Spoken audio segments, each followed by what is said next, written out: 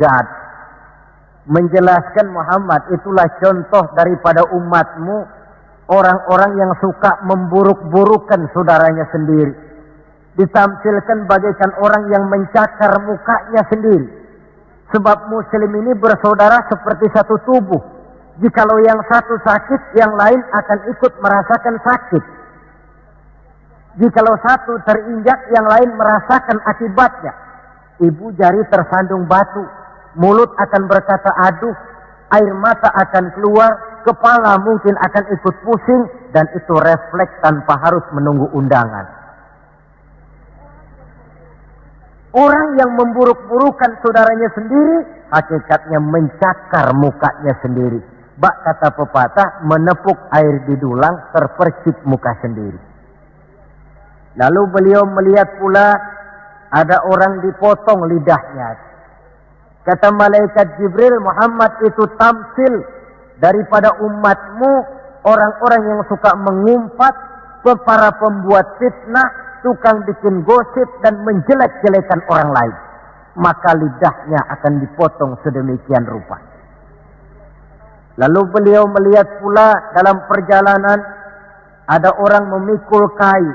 Sudah cukup berat, rengkek dia membawa beban yang cukup berat itu. Anehnya malah, beban yang sudah cukup berat itu bukan dikurangi, malah ditambahi. Makin berat, makin ditambah, makin berat, makin ditambah. Sampai Nabi heran dan tanya, Jibril apa lagi kalau ini? Nah Muhammad, ini tampil daripada umatmu, orang-orang yang dipercayakan untuk memikul satu amanah, tetapi amanah yang satu belum dia laksanakan, sudah diterima amanah yang lain. Akhirnya bertumpuk-tumpuk di pundaknya amanah-amanah yang harus disampaikan. Orang yang terlalu banyak jabatan, tetapi kemudian ternyata tidak mampu melaksanakan tugasnya. Tapi dikasih jabatan baru, mau lagi. Dikasih yang baru, mau lagi. Soal mampu of tidak, soal nomor 2, yang penting punya jabatan. Orang yang di dalam menerima suatu pekerjaan tidak pernah mengukur dengan batas kemampuan yang dimilikinya. Lalu beliau melihat pula ada sekelompok orang menanam. Hari itu dia menanam, hari itu juga tumbuh, hari itu juga keluar buahnya. Diketamnya, lalu tumbuh lagi gantinya. Tiap kali diketam, tiap kali keluar buahnya. Itu tamsil apa ya Jibril?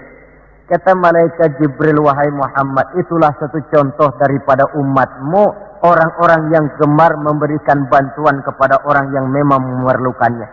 Mereka yang rajin sedekah, membantu fakir miskin, menyantuni yatim piatu, memberikan bantuan kepada pengembangan dakwah, madrasah, pendidikan dan pesantren. Hakikatnya mereka mengeluarkan uang, tetapi hakikatnya itu adalah untuk kepentingan diri mereka sendiri. Dicontohkan laksana orang, hari itu dia menanam, hari itu tumbuh buahnya.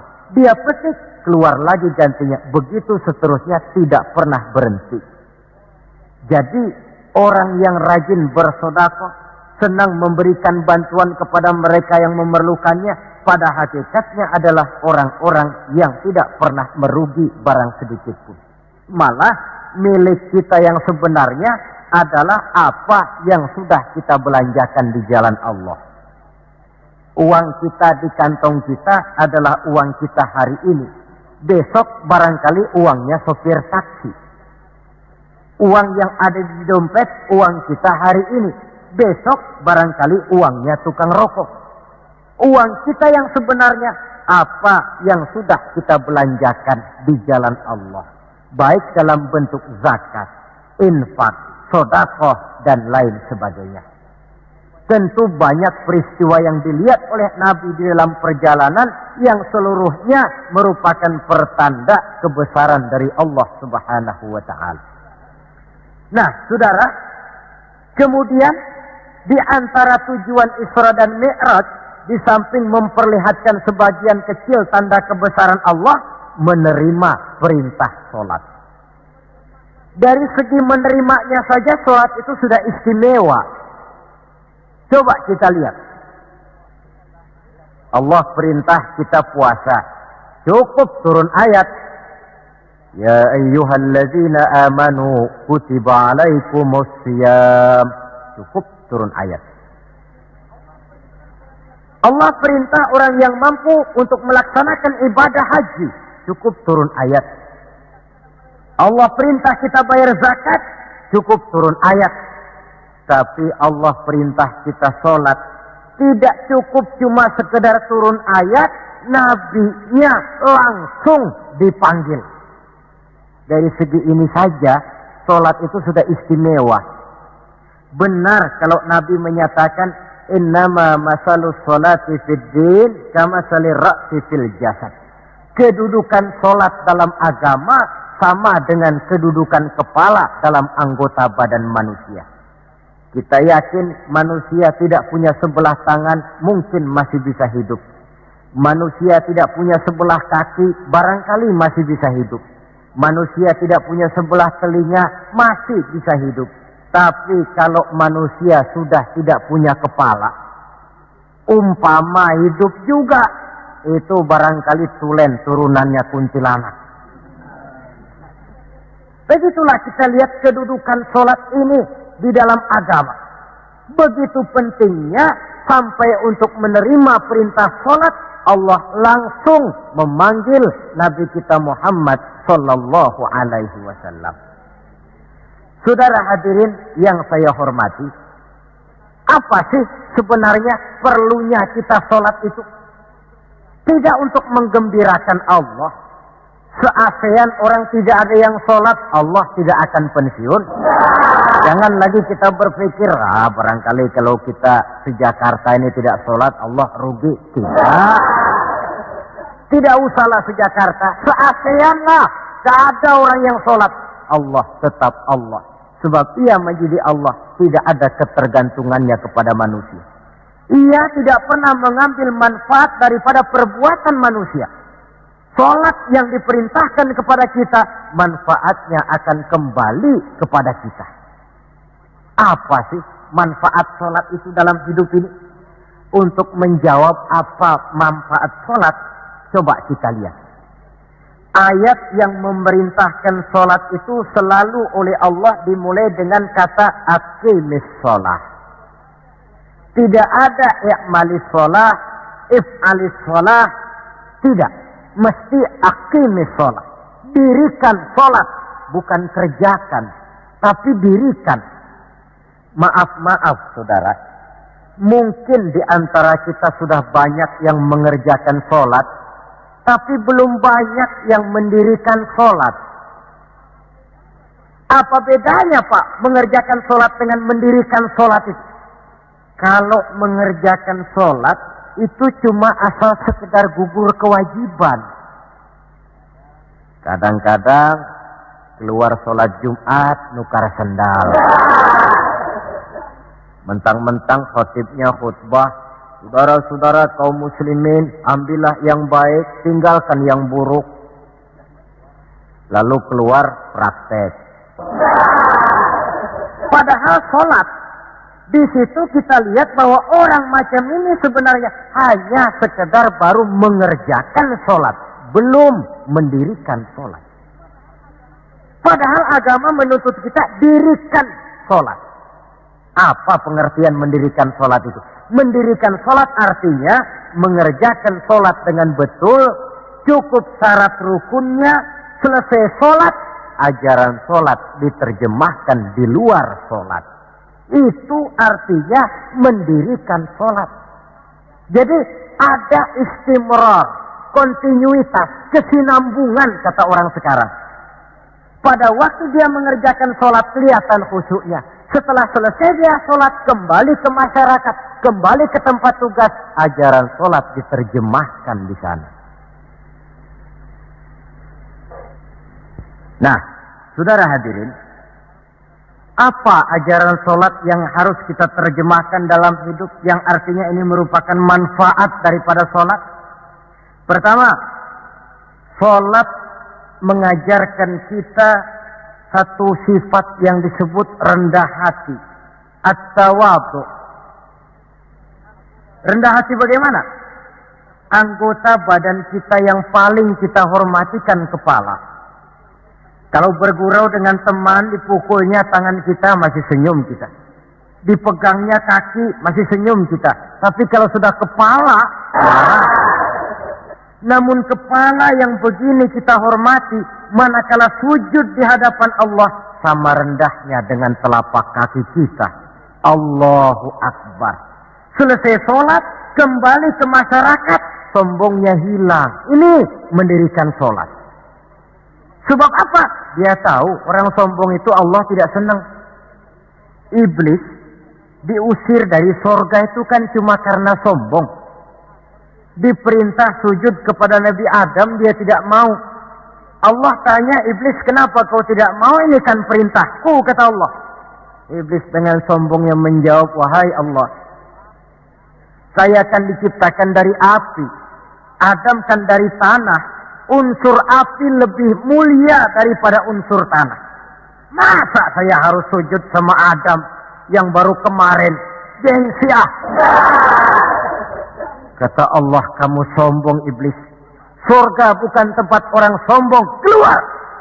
Iblis diusir dari surga. Jadi kira-kira sajalah yang sudah di surga itu sombong saja diusir. Apalagi kita yang masih di dunia ini.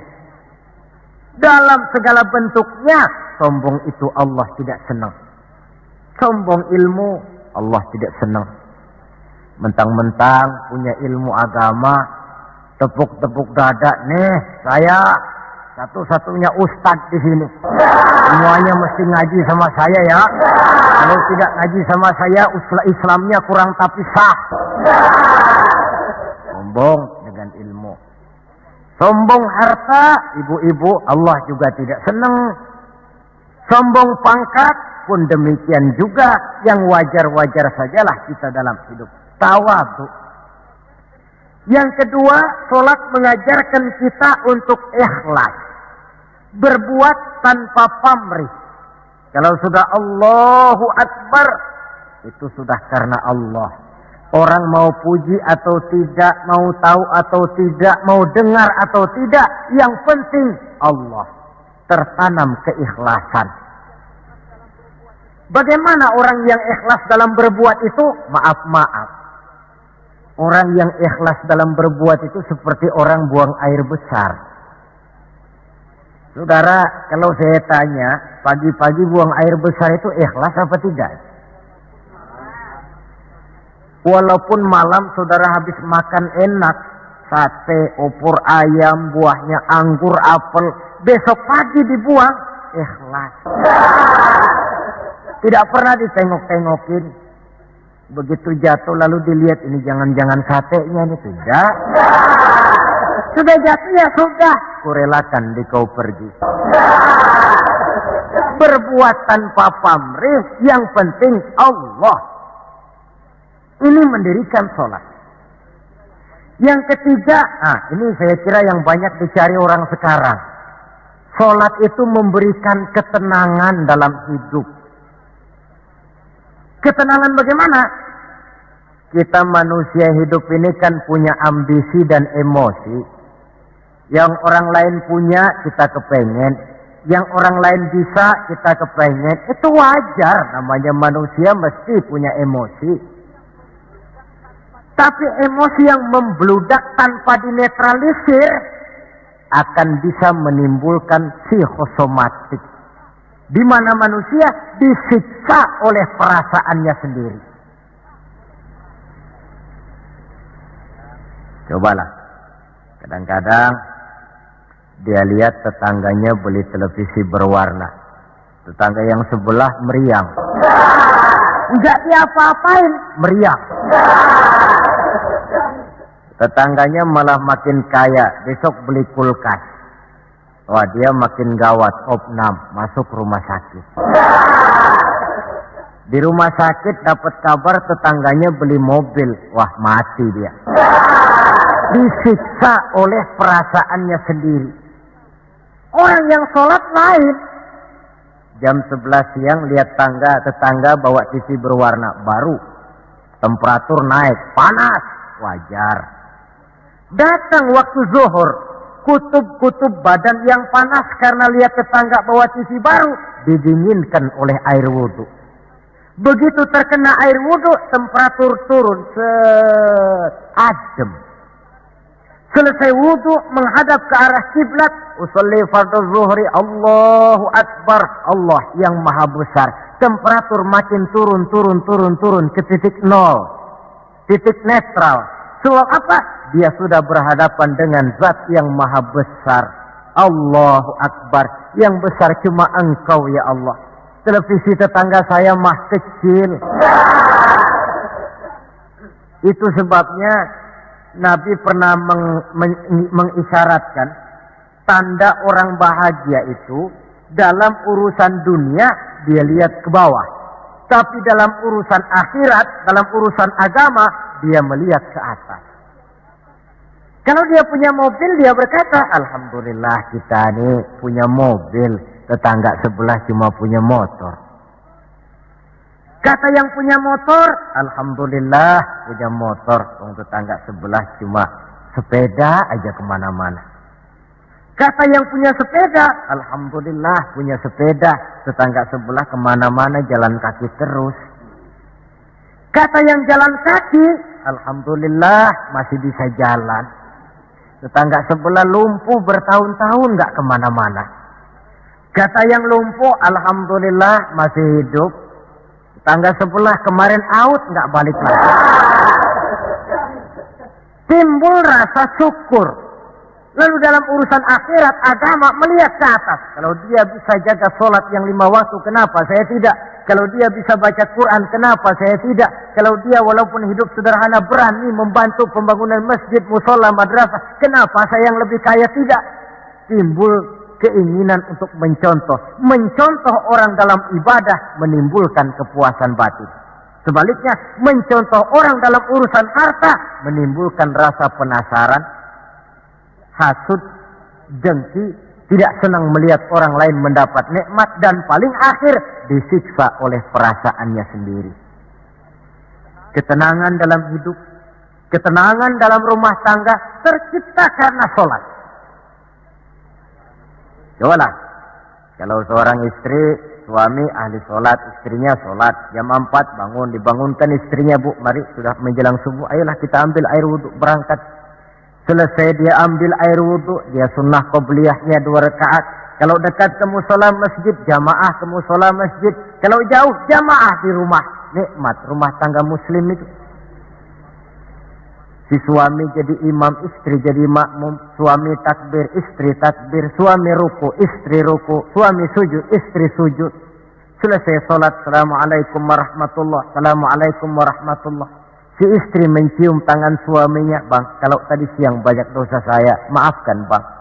Nikmat rumah tangga muslim tercipta karena sholat. Suatu hari bertengkar, cang ceng cong hang heng hong, ribut suami. Datang waktu zuhur, kata suaminya, Bu, waktu zuhur sudah datang. Pertempuran kita hentikan sebentar. Gencatan senjata mulai. Ayo kita sholat. Ayo kau jadi imam lah. Suami jadi imam, istri jadi makmum. Biar monyong-monyong dikit, sholat. Sholat, Assalamualaikum warahmatullah. Assalamualaikum warahmatullah. Si suami menoleh ke belakang. Bu, kalau memang masih penasaran, terusin yuk. Saya kira kalau memang masih terus juga, itu memang dasar ahli bertengkar. Sudah profesional itu. Pakai sholat juga tidak mempan, bagaimana pula dengan yang lain. Sholat membawa ketenangan dalam hidup pribadi, berumah tangga, bahkan bermasyarakat sampai kepada bernegara. Inilah makna inna sholata tanha anil fahsya'i wal munkar. Sholat yang didirikan dengan betul mampu mencegah manusia daripada perbuatan yang keji dan munkar. Saudara hadirin yang saya hormati, dengan demikian maka sholat adalah keperluan kita, bukan keperluannya Allah. Dan waktunya sudah diukur sedemikian rupa. Coba lihat, antara subuh dengan zuhur itu intervalnya panjang. Sebab apa? Allah juga tahu di situ jam-jam sibuk. Pegawai di kantor, petani di ladang, di sawah, pedagang di pasar, maka di situ tidak ada sholat kecuali sholat sunnah. Bekerja kita dari pagi sampai siang sampai udara panas, timbul stres. Datang refreshing, istirahatlah, jangan diforsir, ademi dengan wudu, lalu sholat zuhur. Selesai sholat zuhur, kembali lagi ke tempat tugas. Antara zuhur dengan asar, intervalnya lebih pendek. Sebab apa? Dalam udara panas, kerja cepat melelahkan. Maghrib dengan isya, intervalnya lebih pendek lagi. Sebab apa? Sudah masuk malam, sebagian besar kejahatan justru terjadi pada waktu malam. Antara isya dengan subuh, intervalnya memang panjang. Tapi di sana ada terminal kontrol cadangan yang disebut tahajud, hajat, dan sebagainya. Terminal kontrol cadangan untuk menjaga stabilitas temperatur batin manusia. Jadi dengan demikian, kalau diabaikan, kerugian untuk manusia sendiri. Sebab hakikatnya Allah tidak pernah mengambil manfaat daripada amal dan perbuatan manusia itu. Nah, saudara-saudara, dari uraian yang singkat ini, kita ambil beberapa kesimpulan. Pertama, Isra dan Mi'raj adalah maunya Allah. Kita manusia punya kemauan, Allah juga punya kemauan. Kalau kemauan kita sesuai dengan kemauan Allah, tentu jadi. Kalau tidak, ya tidak, maunya Allah yang jadi, bukan maunya kita. Nah, agar mau kita dimaui Allah, caranya bagaimana? Mudah saja, ikuti apa maunya Allah, nanti dia ikuti maunya kita. Dekati Allah, nanti dia dekat dengan kita. Kalau dekat, fasilitas tentu dikasih. Kalau kita dekat sama lurah saja kadang-kadang dapat fasilitas kan. Dekat dengan orang-orang tertentu bisa mendapat fasilitas. Dekat dengan Allah, demikian juga adanya. Sarana komunikasi yang paling efektif untuk mendekati Allah, sholat adanya. Yang kedua, seluruh kejadian dalam alam hanya bisa terjadi karena dua proses. Pertama yang disebut proses kauniyah, yaitu seluruh kejadian yang terikat oleh hukum kausal, hukum sebab akibat. Kalau begini, mesti begitu. Kejadian seperti ini bisa diperhitungkan, dapat diperkirakan, dan bisa dianalisa. Tapi ada kejadian lain yang disebut proses rabbaniyah. Kejadian yang terjadi menurut apa maunya Allah dan tidak tunduk kepada manusia, kepada hukum kausal. Contoh, kalau ada anak kecil, logika kita akan lalu mikir, ini ada anak kecil, mesti ada bapaknya, mesti ada ibunya. Ibu bapak sebab anak akibat, itu proses kausal. Tapi kalau Allah yang mau, tidak mesti. Nabi Adam, ibu tidak ada, awak bapak tidak ada, Allah mau, jadi. Tidak bisa diselidiki secara eksat. Bagaimana ya proses terjadinya Nabi Adam secara antropologi budaya? Buntu. Nabi Isa, ibu ada, bapak tidak ada, Allah mau, jadi. Tidak bisa diselidiki secara medis. Bagaimana ya menurut ilmu kedokteran? Kok Siti Maryam bisa hamil padahal dia tidak punya suami? Mukjizat. Maryam hamil tanpa suami, Allah yang mau. Cuma tentu agak kita sesalkan bahwa di zaman sekarang ini rupanya banyak juga perempuan-perempuan tidak mau kalah dengan Siti Maryam ini. Ini barangkali termasuk mukjizat abad 20. Saudara-saudara, otoritas intelektual perlu, tapi tidak bisa mentargetkan. Beberapa tahun yang lalu, Direktorat Vulkanologi itu sibuk mengawasi 2 buah gunung berapi yang dianggap bahaya kelas 1 dan setiap saat bisa meletus. Sore, pagi, siang, malam diawasi. Merapi di Jawa Tengah dan Anak Krakatau di Selat Sunda. Apa yang kemudian terjadi? Yang diawasi tenang-tenang saja. Yang tidak diawasi malah batuk-batuk, galunggung. Begitu Galunggung meletus, komentar macam-macam. Kata Direktorat Vulkanologi, oh itu kan gejala alamiah. Gejala alamiah. Kata yang seniman, oh itu karena alam sudah bosan bersahabat dengan manusia. Macam-macamlah komentar. Tapi satu hal yang jelas, otoritas intelektual manusia itu harus sadar akan kelemahan keterbatasannya.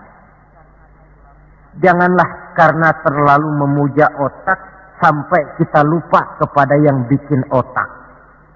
Sebab bagaimanapun jeniusnya otak manusia, yang bikin otak tentu lebih jenius lagi. Kita kagum dengan otak manusia, tapi kadang-kadang kita lupa dengan sang pembuat otak. Isra Mi'raj proses Rabbaniyah. Allah yang mau, bukan Nabi Muhammad yang mau. Api, kalau menurut kita kan api itu panas, membakar. Kalau menurut Allah tidak, api itu netral. Netral bagaimana? Terserah maunya Allah. Kalau dia mau api panas, ya panas. Kalau tidak, ya tidak. Panas dan tidaknya bukan untuk manusia, bukan untuk Allah, tetapi untuk manusia. Maka Nabi Ibrahim pada waktu oleh Raja Namrus dilempar ke kobaran api yang menggunung, seujung rambut pun dia tidak terbakar. Sebab apa? Ketika dia hampir jatuh ke dalam api, Allah berkata kepada api, ya naru kuni bardan wa salaman ala Ibrahim. Hai api, dilah kamu, selamatkan Ibrahim. Api tunduk kepada maunya Allah, seujung rambut pun Nabi Ibrahim tidak terbakar, malah kedinginan di tengah kobaran api. Kasus macam ini tidak bisa diselidiki secara eksakt. Bagaimana kok Nabi Ibrahim itu enggak kebakaran di dalam api? Oh, barangkali baca ayat itu tuh yang tadi itu. Saudara boleh coba. Bacalah, ya narukuni bardan wa salaman alayya. Masuk saudara ke dalam api, insya Allah mateng. Kalau potongan kita, sebab yang kita mau itu belum tentu Allah mau. Kalau yang kita mau Allah mau, tentu jadi. Kalau tidak, tidak. Isra Mi'raj sekali lagi, peristiwa Rabbaniyah dan bukan peristiwa kauniyah. Logika di dalam memahaminya bukan logika intelektual, tetapi logika kemahakuasaan yang mutlak dari Allah Subhanahu wa ta'ala. Yang ketiga, marilah kita berusaha agar setiap gerak hidup dalam dunia ini bernilai ibadah. Sekurang-kurangnya berupa ucapan-ucapan yang baik. Bukankah yang namanya ibadah itu ya sholat ibadah, puasa ibadah, zakat ibadah, haji ibadah. Tapi tidak terbatas kepada hanya sekedar itu. Membangun rumah sakit, membangun sekolah, membangun panti asuhan yatim piatu, itu keseluruhannya merupakan ibadah.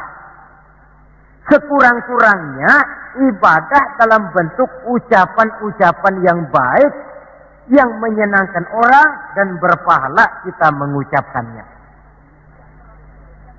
Ini tidak terlalu sulit dan bisa kita praktekkan di dalam kehidupan sehari-hari. Begitu pentingnya soal ucapan, sampai dalam satu ayat Allah menjelaskan, wa qaulun ma'rufun khairun min shadaqatin yatba'uha adza. Ucapan yang baik itu lebih disukai Allah daripada sedekah tapi menyakitkan hati orang yang menerimanya. Sedekah itu pahalanya besar tentu, tapi kalau menyakitkan hati orang yang menerima, lebih baik ngomong yang enak-enak sajalah. Termasuk ini kalimatut thayyibah, ucapan yang baik. Yang keempat, marilah kita menjaga stabilitas kita sebagai hamba Allah. Miskin hamba Allah. Jadi orang kaya tetap hamba Allah. Orang biasa hamba Allah. Punya pangkat, jabatan, kedudukan tetap hamba Allah. Dalam keadaan bagaimanapun posisi kita, nilai kehambaan jangan bergeser adanya. Yang kelima, Isra Mi'raj sesungguhnya merupakan batu ujian. Setelah terjadi peristiwa Isra Mi'raj kelihatan mana yang loyang, mana yang emas, mana yang batu kerikil, mana yang mutiara dan intan.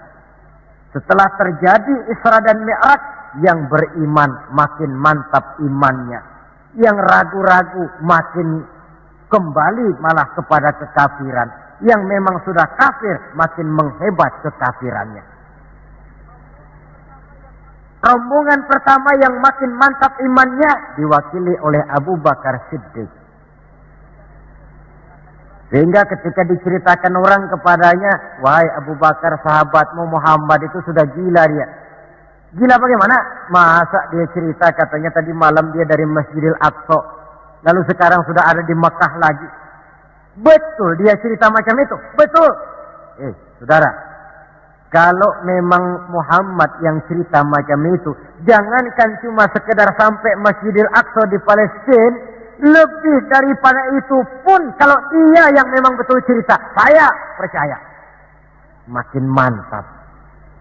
Yang ragu-ragu malah ada yang kembali kepada kekufuran. Yang kafir malah makin menghebat kekafirannya. Maka Isra Mi'raj merupakan ujian bagi umat untuk menyaring, merupakan filter mana umat Nabi yang benar-benar yakin dengan iman, dan mana yang setengah-setengah, dan mana yang murtad, kemudian mana yang ingkar dan kafir. Oleh karena itu, hakikatnya kejadian apapun yang kita alami dalam hidup hendaklah berlaku seperti Nabi Sulaiman alaihi salam. Diberikan beliau kekuasaan, diberikan pengetahuan, diberikan harta yang banyak. Atas semua itu beliau hanya berkata, "Hadza min fadli Rabbi liyabluwani aashkuru am akfur." Semua ini, kekuasaanku, hartaku, ilmu pengetahuan yang diberikan kepadaku, ini cuma sekedar karunia untuk menguji diriku, adakah aku bersyukur karenanya atau malah aku menjadi ingkar karenanya. Maka bersyukurlah kita yang hidup di satu zaman yang jauh dari zamannya Rasulullah. Kita belum pernah berjumpa dengan beliau, belum pernah mendengar suara beliau, tidak melihat gerak langkah di perjalanan beliau. Entah kita beriman dengan peristiwa Isra dan Mi'raj ini. Jauh lebih beruntung daripada orang-orang yang langsung ditongkrongi Nabi. Mereka melihat wajah Nabi, mendengar Nabi membaca wahyu, melihat mukjizat, tetapi mereka tidak juga mau beriman. Nilai-nilai iman ini kalau tidak kita pelihara dan kita syukuri, akan bisa bergeser, ditelan oleh segala macam godaan dan cobaan yang kita hadapi di dalam perjalanan hidup ini. Saudara-saudara hadirin yang saya hormati, dengan begitu maka Isra dan Mi'raj dengan segala kejadian yang ada di dalamnya sekali lagi merupakan bukti kemahakuasaan yang mutlak dari Allah dan kelemahan serta keterbatasan dari kemampuan yang dimiliki oleh manusia.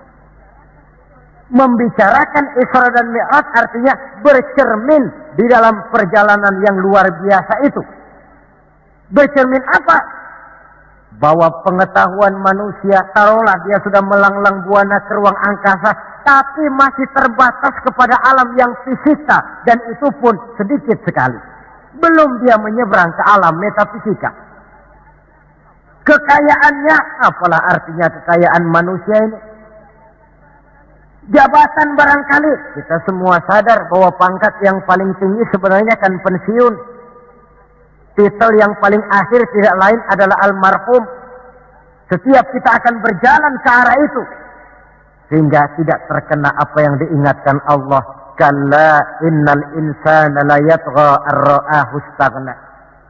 Manusia itu mudah lupa diri manakala melihat dia sedikit mampu, kaya, berkuasa, pandai, mudah lupa diri. Cobalah lihat berapa banyak orang-orang yang tadinya sudah adil, berjuang menegakkan keadilan, namun di tengah jalan dia bisa berbalik meluncur menjadi orang yang justru menginjak-injak keadilan itu sendiri. Berapa banyak orang-orang yang tadinya sudah benar, berjuang menegakkan kebenaran, atau sekurang-kurangnya berniat untuk membela kebenaran. Tapi di tengah jalan dia bisa berbalik menjadi orang yang justru hanya mau benar sendirian, walaupun tidak benar bagi orang lain. Wa idza massal insana durru da'ana li janbihi aw qa'idan aw qa'ima falamma kashafna anhu durrahu marra ka'an lam yad'una ila durrin massahu. Kalau manusia ditimpa kesulitan, dia bermohon kepada Allah supaya dihilangkan kesulitan, baik pada waktu berdiri, sambil berbaring, sambil tidur. Manakala kesulitan sudah dihilangkan, marra ka'an lam yad'una ila durrin massahu, dia pun berjalan dengan sombongnya, seolah-olah belum pernah minta tolong kepada Allah. Ini kecenderungan manusia. Itulah sebabnya yang terakhir sekali dari pembicaraan kita kali ini, puncak kebahagiaan seorang muslim tidak lain adalah bertemu Allah. Bagaimanapun nikmatnya masuk surga, kalau diukur dengan bertemu Allah, masih jauh lebih nikmat bertemu Allah. Nabi di puncak perjalanan Mi'raj bertemu Allah, tapi pertemuan itu diawali dengan berbagai macam cobaan, ujian, fitnahan, sampai kepada ancaman akan dibunuh. Paling akhir beliau mendapat perkenan bertemu Allah, puncak kebahagiaan hidup yang belum pernah diberikan kepada seorang pun manusia, baik sebelum atau sesudah beliau. Jadi begitulah seperti pepatah bilang, habis gelap mesti terbit terang. Inna ma'al usri yusra. Di balik segala kesulitan itu, insya Allah akan menunggu kemudahan. Kesulitan adalah bagian daripada hidup. Bukan untuk ditakuti, tetapi untuk dicarikan jalan keluar bagaimana pemecahannya. Saudara, inilah pembicaraan kita pada pertemuan ini. Walaupun selintas, mudah-mudahan bisa memberikan gambaran tentang Isra dan Mi'raj yang pada gilirannya akan memperkuat nilai-nilai keimanan kita dalam rangka melaksanakan apa yang diperintah Allah dan menjauhi apa yang dilarangnya. Terima kasih banyak atas perhatian saudara. Mohon maaf atas segala kekurangan. Usikum wa iyaya bitaqwallah. Wassalamualaikum warahmatullahi wabarakatuh.